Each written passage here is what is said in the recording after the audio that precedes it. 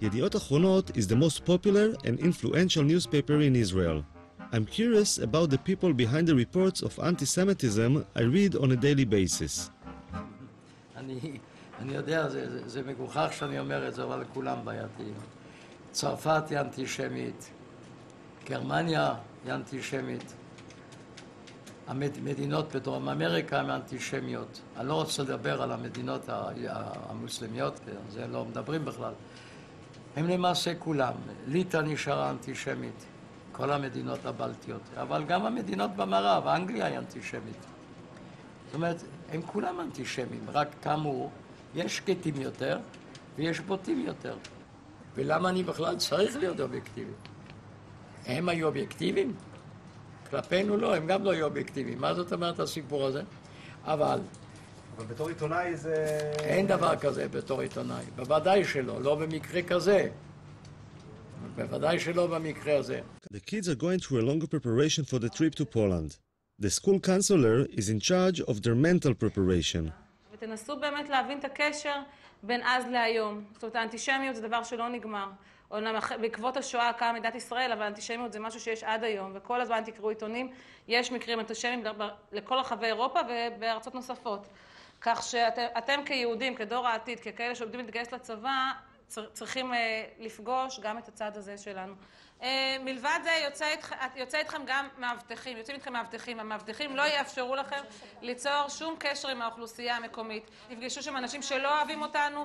תראו, לא אוהבים אותנו, תחשבו שאתם, סלי. גם היום, אני אומרת לכם שוב, גם היום לא אוהבים אותנו שם. זה כאילו האיכות שלנו, שאתה יודע שאף אחד לא סובל אותך, אבל אתה גאה בזה. כאילו מגדלים אותנו מגיל קטן על זה שאנחנו...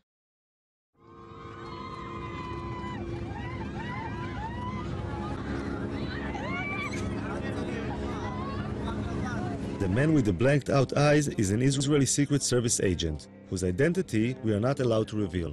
במידה ועכשיו קורה איזה מצב ששומעים איזשהו פיצוץ, לא משנה כרגע מה שאני מבקש דבר ראשון, כולם לשבת או לשכב אפילו במעברים כמה שיותר מהר, בסדר?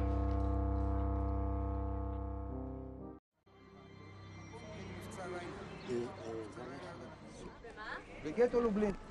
גטו יהודי בעיר לובלין. Izrael? No to mów po Izraelu, a nie tam gadasz jak po chińsku. Ja myślałem, że z Chin jesteście. Kto gada? Izraelcianie?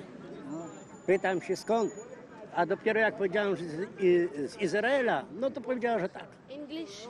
הוא מדבר רעות על ישראל, הוא אמר שאנחנו כלבים. הבנתי. בואי כבר, מה את מדברת עם אחד כזה?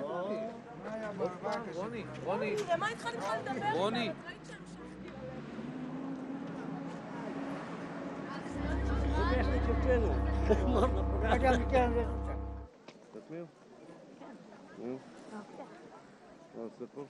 שומר עלינו מהאנטישמיות, כאילו שומר, שלא יבואו מתנגשים או כאילו יעשו לנו משהו בלי ש... את חושבת שזה יכול לקרות? כן, זה יכול. היום בבוקר היינו 3 אנשים מבוגרים יחסית, שרק שמעו שאנחנו מישראל ודפקו לי פרצופים ואמרו שאנחנו קופים וחמורים ועוד שנייה כאילו היה מכות שם. הם לא אמרו שום דבר כזה.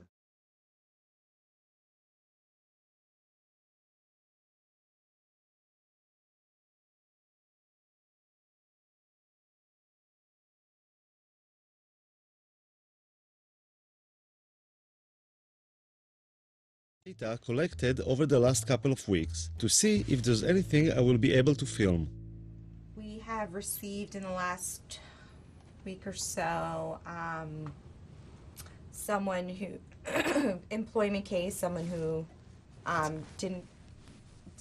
wasn't able to take days off for the holiday,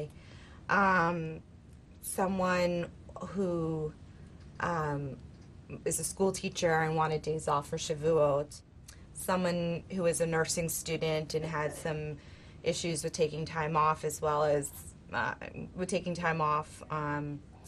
We also got a phone call from someone who was complaining about a website that had anti-Semitic remarks on it. someone who was complaining about an article in the newspaper who they thought had anti-Semitic undertones. And I mean, that seems to be the roundup. And that's what we've had in the last 2 2 weeks. weeks. Those are the kinds of incidents that we've had recently. 5 in 2 weeks. So.